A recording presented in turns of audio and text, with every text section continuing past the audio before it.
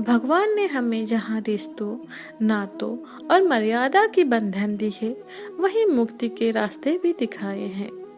ये रास्ते सातवें आसमान की ऊंचाई से नहीं, यहीं इसी धरती से होकर ही गुजरती है। कहते हैं मानव जीवन में जो सबसे बड़ा पुण्य हासिल किया जा सकता है, वो है यही चार धाम की यात्रा का पुण्य। ना इससे बड़ा कोई पुण्य है, ना इससे महान कोई यात्रा। परित्राणाय साधूनां विनाशाय च दुष्कृता धर्म संस्थापनार्थाय संभवामि युगे युगे। गीता में भगवान श्री कृष्ण ने वचन दिया था कि अच्छे लोगों को धर्मदान, बुरे लोगों की विनाश और धर्म की स्थापना के लिए वो हर युग में अवतार लेंगे। कलियुग में श्री कृष्ण ने भगवान जगन्नाथ के रूप में अवतार लिया और नीलाचल पर्वत पर बस गए और नीलाचल की धरती जगन्नाथपुरी के नाम से सदा सदा के लिए पूजनीय हो गया। काल चक्र में चारों युगों का जितना महत्व है, तीर्थों में चार धाम की उतनी ही महत्व है। ये चार धाम चारों दिशाओं को पवित्र कर रही है। उत्तर, दक्षिण और पश्चिम में जहाँ सतयुग, त्रेता युग और द्वापर युग के धाम हैं, वहीं पूर्व में जगन्नाथपुरी कली युग का अकेला धाम है।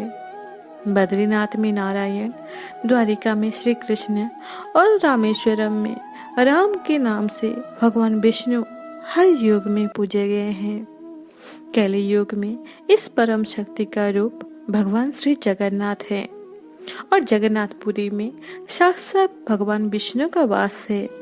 इसीलिए कलि युग में जगन्नाथ धाम से पावन कोई और धाम हो ही नहीं सकता। हिंदुओं की प्राचीन और पवित्र सात नगरी में पुरी उड़ीसा राज्य की समुद्र तट पर बसा है। जगन्नाथ मंदिर भगवान विष्णु की 8वें अवतार श्री कृष्ण को अर्पित है।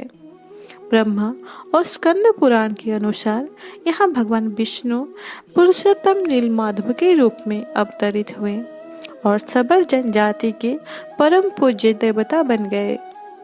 पौराणिक कथा के अनुसार मालवा नरेश इंद्रद्युम्न को सपने में यह मूर्ति दिखाई दी थी। तब उन्होंने बड़ी तपस्या की और तब भगवान विष्णु ने उन्हें बताया कि वो पुरी के समुद्र तट पर जाए और उसे एक दारू मिलेगा। उसी लकड़ी से वो मूर्ति का निर्माण कराए। राजा ने ऐसा ही किया। कहते हैं राजा को भगवान विश्वकर्मा मूर्ति कारीगर के रूप में मिले तो उन्होंने राजा के सामने ये शर्त रखी कि जब तक मूर्ति तैयार नहीं हो जाती वो एक कमरे में बंद रहेंगे। 21 दिन तक कोई भी उस कमरे के अंदर नहीं आएगा। माह की अंतिम दिन जब कोई दिनों तक कोई भी आवाज नहीं आया तो उत्सुकता बस राजा ने कमरे के द्वार खोल दी और राजा ने देखा कि मूर्तियां अभी अपूर्ण है, उनके हाथ पैर अभी नहीं बने। राजा बहुत दुखी हो गए और राजा के अफसोस करने पर भगवान ने स्वप्न में कहा कि ये सब विधेय बस हुआ है और यह मूर्तियां ऐसे ही स्थापित होकर पूजी जाएंगे।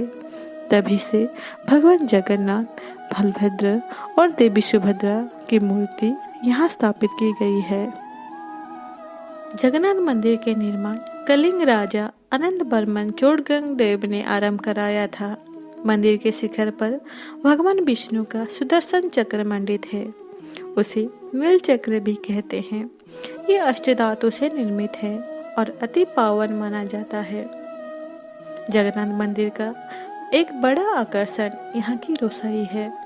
यह रसोई भारत की सबसे बड़े रसोई के रूप में मानी जाती है। इस विशाल रसोई में भगवान को चढ़ाने वाले महाप्रसाद को तैयार करने में 500 रसोइये तथा 300 सहयोगी काम करते हैं।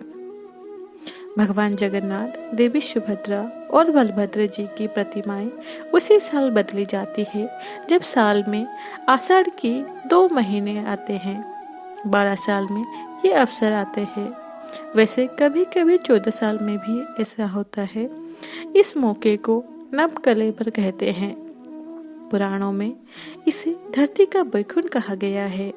भगवान जगन्नाथ को पुरुषोत्तम और पुरी को पुरुषोत्तम क्षेत्र, नीलाद्रि, नीलाचल, शंख क्षेत्र, जगन्नाथ धाम और श्री क्षेत्र भी कहा जाता है। मान्यता है कि श्री विष्णु अलग अलग अवतार में रामेश्वरम में स्नान, बद्रीनाथ में ध्यान, पुरी में भोज और द्वारिका में शयन करते हैं। भगवान जगन्नाथ की रथ यात्रा विश्व प्रसिद्ध है। रथ यात्रा में भगवान जगन्नाथ, देवी सुभद्रा और बड़े भाई बलभद्र 9 दिनों के लिए अपनी मौसी जी के घर घूमने जाते हैं, जो उनकी जन्मस्थान है। उनकी जन्मस्थान गुंडीचा मंदिर के नाम से भी जाना जाता है। आषाढ़ महीने की द्वितीया तिथि को रथ यात्रा का आरंभ होता है। भगवान जगन्नाथ की रथ को नंदी घोष, देवी सुभद्रा की रथ को दर्पदलन और भगवान बलभद्र की रथ को तालध्वज कहा जाता है। जगन्नाथ मंदिर के विषय में बहुत सी चमत्कारी बातें भी हैं।